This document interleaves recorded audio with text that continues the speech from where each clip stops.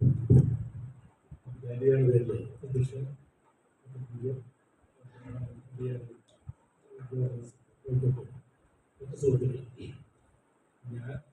ഇവിടെ വന്നപ്പോ ഹരിയാനയുടെ ആദ്യത്തെ സ്പീച്ച് കേട്ടപ്പോ ഞാൻ ഇനി കരുതില്ലാന്ന് വിചാരിച്ചു. എന്താ കാരണം വെച്ചാൽ 35 പേരുടെ മരണത്തിന്റെ ലിസ്റ്റാണ് കിട്ടിയത്. എനിക്ക് തോന്നുന്നത് ഇവിടെ ഇപ്പൊ കൂടിയിരിക്കുന്നതില് ആ ഏജ് കൊണ്ട് ആദ്യം സ്ഥലം കൊണ്ടാണ് ഞാൻ. അപ്പൊ ഹരിയാനയ്ക്ക് ഈ ലിസ്റ്റ് വായിക്കുമ്പോഴല്ല ഞാനിരുന്ന് ആലോചിക്കായിരുന്നു, നമ്മുടെ ചാൻസിന് ഹരിയാന ഈ ഒരു കാലത്ത് ഇതുപോലെ ഞാൻ വായിക്കുന്നു.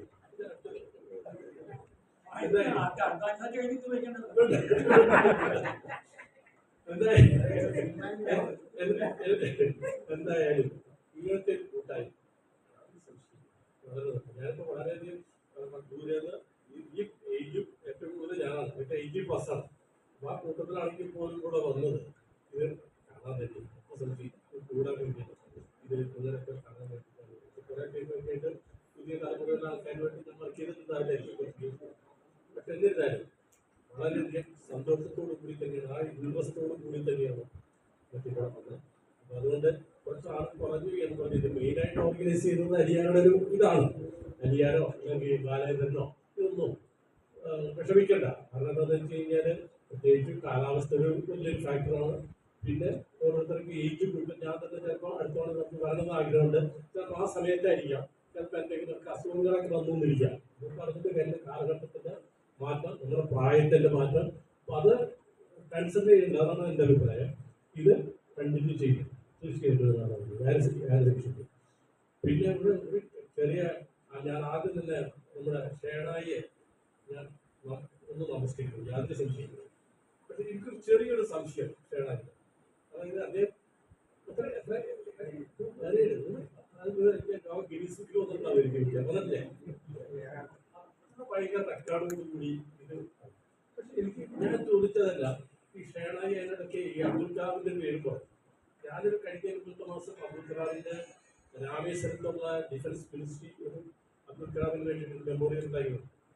ഞാൻ അവിടെ വീട് തൊട്ടടുത്തായി അബ്ദുൽ കലാമിന്റെ രാമേശ്വരത്ത്. അവിടെ ഞാൻ നമ്മുടെ ആളാണ്. പക്ഷെ അദ്ദേഹമൊക്കെ കേട്ടില്ല ആ ഒരു സബ്ജക്റ്റില് ഒരുപാട് കോൺസെൻട്രേറ്റ് ചെയ്യും. ഇപ്പോഴും ഇത് കാരണം ഷേണായി ഒരുപാട് പഠിച്ചു. ഞാനിപ്പോ സമയം കഴിഞ്ഞ് ഞങ്ങൾ ഇതുപോലെ വെരി ബ്രില്യന്റ്. ഞാനൊക്കെ ഭയങ്കര പഠിക്കുന്നതാണ് ഞാനൊക്കെ. പക്ഷെ അപ്പൊ അത് ഏതെങ്കിലും ഒരു തരത്തിൽ കോൺസെൻട്രേറ്റ് ചെയ്തിരുന്നുവെങ്കിൽ ഈ ഷേണായി ഇന്ന് എവിടെയായിരുന്നേനെ? എനിക്ക് ഞാൻ സംശയം ഐതിഹ്യമാലകൾ വായിക്കുമ്പോൾ മുന്നേയുടെ ഐതിഹ്യമാല വായിക്കുമ്പോൾ ഒരു ചെറിയൊരു കഥയുണ്ട്. അതിനകത്ത് നാരായണത്ത് ഭ്രാന്തൻ സൂര്യകാലം, നാരായണത്ത് ഭ്രാന്തൻ ഈ പതിനെട്ട് മുൻപെട്ടതാണല്ലോ അതൊക്കെ. നാരായണത്ത് ഭ്രാന്തൻ സൂര്യകാലഘട്ടത്തിലേക്ക് എടുത്തിരുന്നു. ആ സൂര്യകാലഘട്ടത്തിലേക്ക് എടുത്തിരുന്നപ്പോ പെട്ടെന്ന് മല നാരായണത്ത് ഭ്രാന്തൻ ചെന്നു. അപ്പൊ ആ ഗേറ്റിന്റെ അവിടെ വെച്ച് പടിപ്പുരയുടെ അവിടെ വെച്ചിട്ട് അതിന് ഗേറ്റ് ഇട്ടില്ല. അപ്പൊ പറയൂ ഒന്ന് അവിടെ ചെന്ന് ഇറങ്ങിയ എന്ത് വെക്കാണെന്ന് നോക്കാൻ പറഞ്ഞു. അപ്പൊ ഈ കാലക്കാരൻ പോയി സൂര്യകാലഘട്ടത്തിന്റെ അടുത്ത് അവിടെ പോയി നോക്കിയപ്പോ അദ്ദേഹം ഹോമം ചെയ്യണം. വന്നിട്ട് പറഞ്ഞു അദ്ദേഹം ഗണപതി ഹോമം ചെയ്യുന്നു. അപ്പൊ നാരായണത്ത് ഭ്രാന്തൻ അവിടെ നിന്ന് കുടിച്ചു. വീണ്ടും കുറച്ചു നേരം കഴിയുമ്പോൾ നാരായണത്ത് ഭ്രാന്തൻ വെച്ച് ഇപ്പം നോക്കൂ. അപ്പൊ അദ്ദേഹം പറഞ്ഞു ദേവീ പൂജ നടത്തിക്കൊണ്ടിരിക്കുകയാണ്. വീണ്ടും കുറച്ചു നേരം കഴിയുമ്പോൾ അതിന് ഈ കുടി നിർത്തി വേറൊരു കുടി പറഞ്ഞു. വീണ്ടും കുറച്ച് കഴിഞ്ഞപ്പോ അദ്ദേഹത്തോട് ചോദിച്ചു ഇപ്പൊ എന്ത് ഹോമം നടത്തണമെന്ന് ചോദിച്ചു. മഹാരുദ്ര ഹോമം. വീണ്ടും അങ്ങനെ ആ 2 കുഴിയും മാറ്റി വേറൊരു കുഴി വെച്ചു. അപ്പൊ അങ്ങനെ നോക്കുമ്പോൾ അതിനെ ശുദ്ധിയായപ്പോഴത്തേക്കും 10-18 ഹോമങ്ങള് അദ്ദേഹം നടത്തി. ആ 18 കുഴിയും നാരായണത്ത് പ്രത്യേകം വെച്ചു. അപ്പൊ ഇത് കഴിഞ്ഞ് ഹോമമൊക്കെ കഴിഞ്ഞപ്പോഴാണ് ആൾക്കാരെ പറഞ്ഞത് നാരായണത്ത് വന്നിട്ടുണ്ട്. സ്വന്തം തവറാണല്ലോ ഇവിടുത്തെ ഓടിയത്. എന്റെ കാഴ്ചകളിൽ ഞാൻ എനിക്കൊരു അബദ്ധം പറ്റി. ഞാൻ ഒരു കുഴി ഒരു സ്ഥലത്താണ് കുഴിച്ചിരുന്നത് എങ്കിൽ ഇപ്പൊ വെള്ളം കണ്ടല്ലോ. ബാക്കി പിന്നെ സൂര്യാലോട്ടത്തിൽ ഒന്നും കണ്ടില്ല. എനിക്കൊരു സംശയത്തോടെ ചോദിക്കുക. കാരണം you are A very brilliant. അത് എവിടെയെങ്കിലും ഒരു സ്ഥലത്തൊന്ന് കോൺസെൻട്രേറ്റ് ചെയ്തിരുന്നുവെങ്കിൽ എനിക്ക് തോന്നുന്നത് ഇന്ന് കാണുന്ന ഷേണായി അല്ല നമ്മൾ. ഒരു സംശയം അത് എനിക്ക് തോന്നുന്നു. അറിയില്ല. കാരണം വെച്ച് കഴിഞ്ഞാൽ ഒരുപാട് സബ്ജക്റ്റിലേക്ക് അദ്ദേഹം പോയി. അദ്ദേഹം അത്ര ഇന്റലിജന്റ് ആയതുകൊണ്ട് എന്നെക്കൊണ്ട് അൾഷമേഴ്സ് ബാധിക്കാത്തതുകൊണ്ടൊക്കെ നന്നായിട്ട് നല്ല രൂപത്തിൽ നല്ലത് ചെയ്യാൻ പറ്റിയിട്ട് കുറച്ചുകൂടി ആവാമായിരുന്നു എന്ന് കമന്റ് മാത്രമല്ല. ഒരുപാട് പഠിച്ചു ഞാൻ ഒരുപാട്. അതായത് ബ്രില്യൻസിനെ ഞാൻ വീണ്ടും വീണ്ടും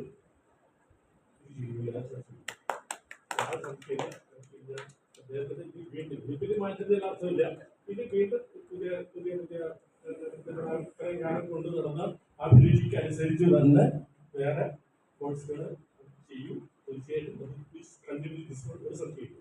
പക്ഷെ ഞാൻ പറഞ്ഞ സന്ദേശം ഇത് നേരത്തെ ആവാമായിരുന്നില്ല എന്ന് എനിക്കൊരു ഡൗട്ട്. വേറെ ഒന്നും എന്തായാലും അവർ മൈ സിൻസിയർ അപ്രീഷിയേഷൻ. പിന്നെ ഇവിടെ പറഞ്ഞ നമുക്ക് ഈ വിടാനെ പറ്റി പറഞ്ഞാൽ നമുക്ക് സന്തോഷത്തോടെ കൊണ്ടുനടക്കും.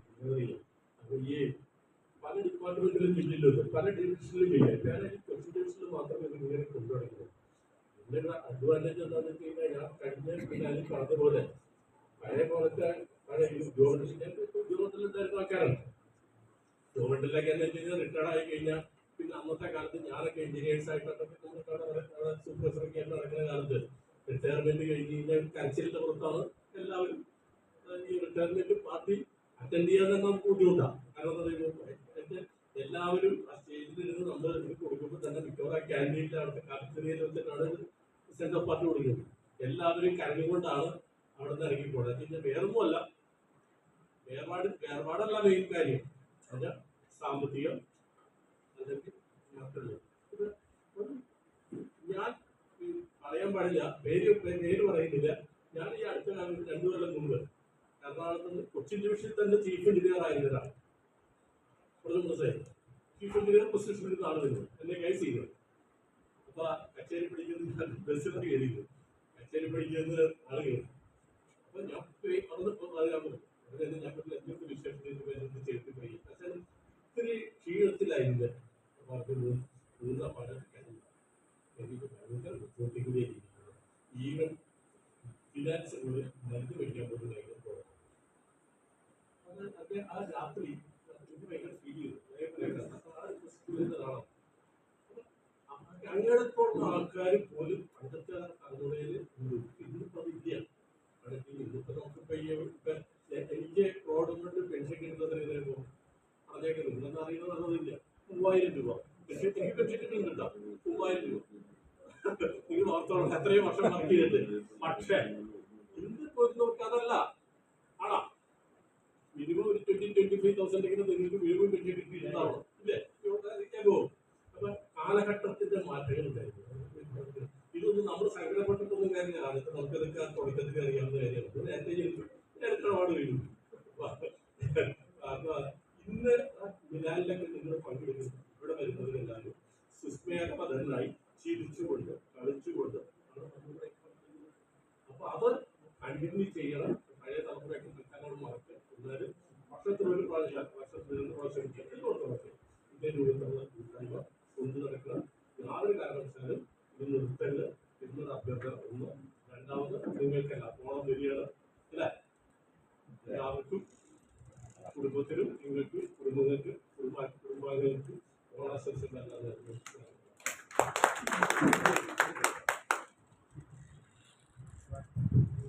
മൂന്ന് സാർ പറഞ്ഞ പോലെ ഒരു ടോപ്പിക്കിൽ കോൺസെൻട്രേറ്റ് ചെയ്യണം. ഞാൻ ഇത്രയും ഡൈവേഴ്സിഫൈഡ് ഡിഗ്രി എടുത്തിട്ടുണ്ടെങ്കിലും ഞാൻ എൻ്റെ കോൺസെൻട്രേഷൻ മാത്തമാറ്റിക്സ് ആൻഡ് സ്റ്റാറ്റിസ്റ്റിക്സ് ആണ്. ഏത് പാതിരാത്രിക്കും ഞാനിപ്പം നൈറ്റ് 2 മണി 3 മണിക്ക് വരെ പഠിപ്പിച്ചിട്ടുണ്ട്.